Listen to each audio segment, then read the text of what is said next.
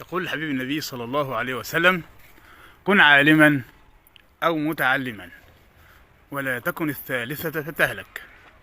يعني الإنسان منا يا إما بيتعلم يا إما بيعلم، ولكن غير كده تبقى في التهلكة. ولذلك النبي صلى الله عليه وسلم بيقول: طلب العلم فريضة على كل مسلم ومسلمة. فريضة يعني إيه؟ فريضة يعني زي الصلاة فريضة، الصيام فريضة، الزكاة فريضة، الحج فريضة، كذلك طلب العلم فريضة. وكمان عشان ما يبقاش قاصر على الرجال، هذا الحديث صنف وقال على كل مسلم ومسلمة، عشان البنت كمان ما تحرمش من التعليم. آه، بالعلم بنتعرف على الله سبحانه وتعالى، بالعلم بنعرف اللي لنا فنؤديه، ونعرف اللي علينا ونلتزم بحدود الله تبارك وتعالى بالعلم كمان.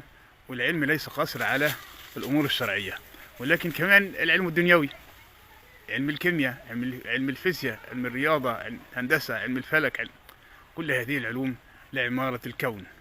وامشوا في مناكبها وكلوا من رزقه وإليه النشور. تبقى أصبح كمان العلوم الدنيوية مطلوبة شرعا، لأنها تصلح من حال الإنسان، والإنسان بيطور بها نفسه وبيحسن معيشته وهكذا. تبقى الدين، هذا الدين العظيم، لم يترك صغيرة ولا كبيرة إلا أحصاها.